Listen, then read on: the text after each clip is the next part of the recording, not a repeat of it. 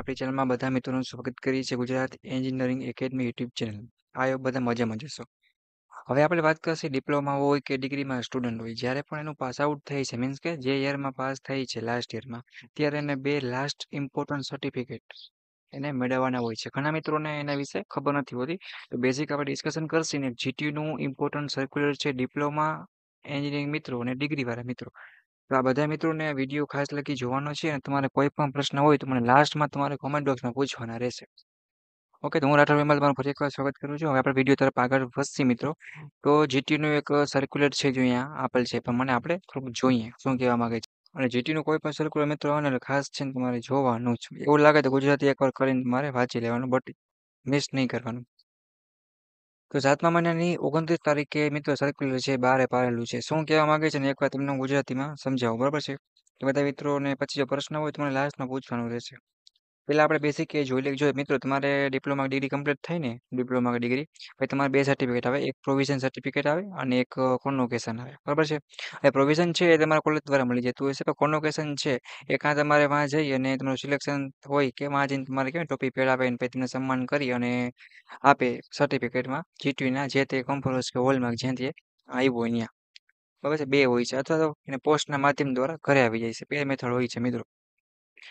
તો આપણે જોઈએ કે આ સર્ક્યુલર છે એ શું કહેવા માંગે છે. ગુજરાતીમાં વધારે ડિટેલ આવશે મિત્રો, મીન્સ કે આઈડિયા વધારે આવશે. તો ખાસ જોજો કે ગુજરાત ટેકનોલોજીકલ યુનિવર્સિટી મીન્સ કે જીટીયુના કુલપતિ તરીકે માનનીય રાજ્યપાલે 24/7/2025ના રોજ એક ગેરહાજરીમાં યોજાયેલ ડિગ્રી અને ડિપ્લોમાના મધ્યવર્ષીય પરિષદ મતલબ કે 2025ને મંજૂરી આપી છે, બરાબર છે ને? જીટીયુના તમામ વિદ્યાર્થીને જેમણે શિયાળુ 2024 પરીક્ષામાં ડિપ્લોમા અથવા ડિગ્રીમાં જે મિત્રોએ પાસ કર્યું, શિયાળામાં 2024ની વાત કરેલ છે મિસ, ઓકે મિત્રો?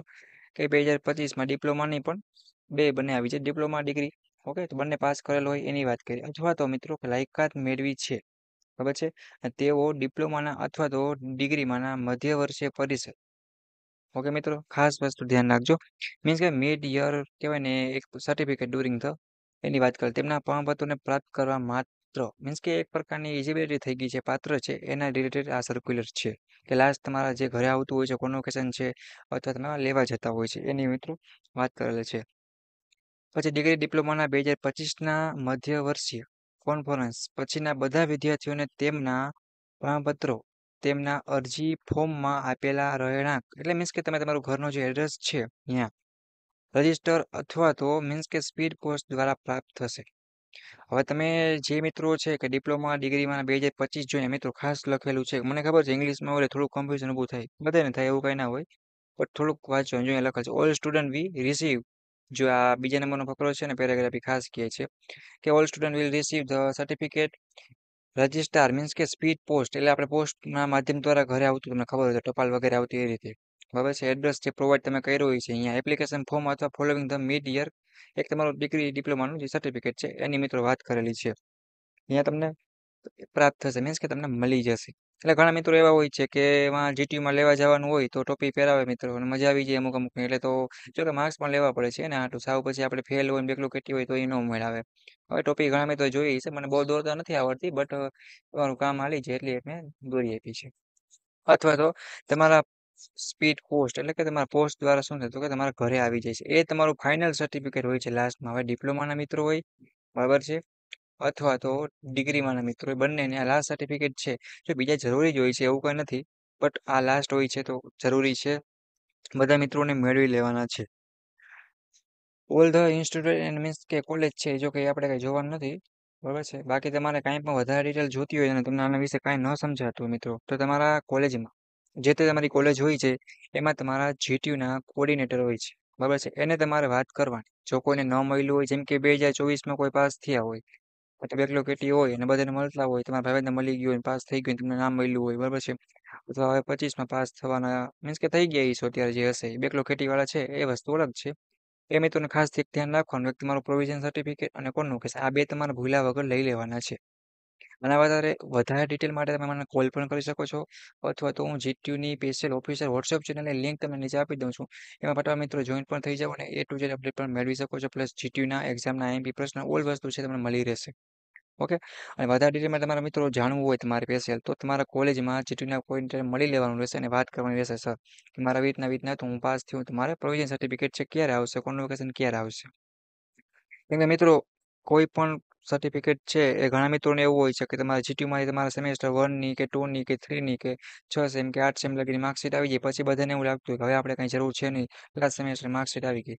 પણ મિત્રો એ માર્કશીટ રિઝલ્ટ કરતા તમારા સેમેસ્ટર વાઇઝ જે રિઝલ્ટ આવે એ પણ ઇમ્પોર્ટન્ટ છે અને લાસ્ટમાં તમારું જે પ્રોવિઝન સર્ટિફિકેટ આવે ને એટલે કે કોલેજ થ્રુ મીન્સ કે કોલેજમાં તમે પ્રોવાઈડ થઈ જીટીયુ એક્ઝામ તમારી પતી હોય અને પાસ થઈ જાવ એના થોડાક 1-2 મહિનામાં વધી પછી કે 40 દિવસની અંદર મોસ્ટ ઓફ આવી જતું હોય છે. એ આવી જાય બરાબર એનો તમે યુઝ એડમિશનમાં છે પછી તમારે કોઈ જોબમાં કે લાસ્ટ તમે સર્ટિફિકેટ તરીકે આપી શકો છો.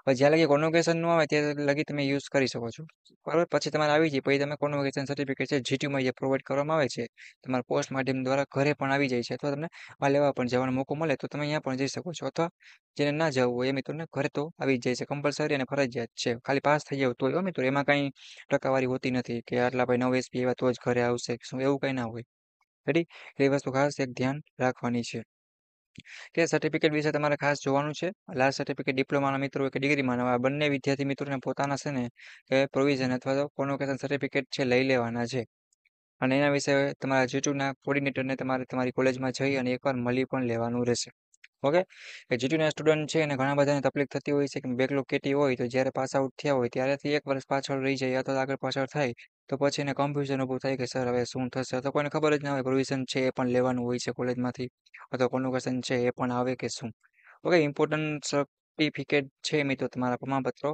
તો ખાસ બધાને લઈ આવવાના છે કોલેજેથી અથવા જ્યાં તમારે ઘરે આવી જોબ માટે પણ અને આગળ સ્ટડી માટે અને લાસ્ટ તમારું એજ્યુકેશન ક્વોલિફિકેશન છે એ તમારું દર્શાવે છે ઓકે તો આશા રાખું છું કે વિડીયો તમને સમજાઈ ગયું હશે કાંઈ પણ મિત્રો હેલ્પની જરૂર હોય તો હું રાઠોડ વિમલ અને અમારી યુટ્યુબ ચેનલની ટીમ છે તમને પૂરું ગાઈડ કરશે અને મિત્ર તરીકે તમને સમજાવશે કે અટકો છો પૂછી લ્યો પણ ટેન્શન લેવાનું નહીં માનું છું કે જીટીયુના સ્ટુડન્ટ હશો એટલે backlog KT GTU meet submission વાયવાથી આખું આપણું માઇન્ડ છે ને બહુ ઓલું થઈ જાય અને ઘણા મિત્રો હિંમત હારી જતા હોય છે મિત્રો પણ હિંમત નહીં હારવાની જ્યારે સર્ટિફિકેટ લાસ્ટ આવે ત્યારે એ દિવસ હેપીના એન્જોયના અને મમ્મી પપ્પાને હેપી કરવા માટેના બહુ સારામાં સારા દિવસો હોય છે હું માનું છું કે ઘણા મિત્રોને આ 8-9 એસપી નહીં પણ આવતા હોય પણ એવું કાંઈ ઇમ્પોર્ટન્ટ નથી હોતું મિત્રો લાઈફમાં એટલીસ્ટ તમારી પાસે સ્કિલ હોય બરાબર છે અને તમે સારું પરફોર્મ કરી શકતા હોય તો પણ બેસ્ટ છે 6-7 એસપી આવી જાય તો પણ વેરી ગુડ છે કે તમે અટકશો નહીં રેડી અને જે મિત્રોને ડિપ્લોમાથી ડિગ્રીમાં જવું હોય કે પછી કાંઈ પણ બીજી હેલ્પની જરૂર ડીડીસેટ એક્ઝામની A to Z કાંઈ પણ જોબના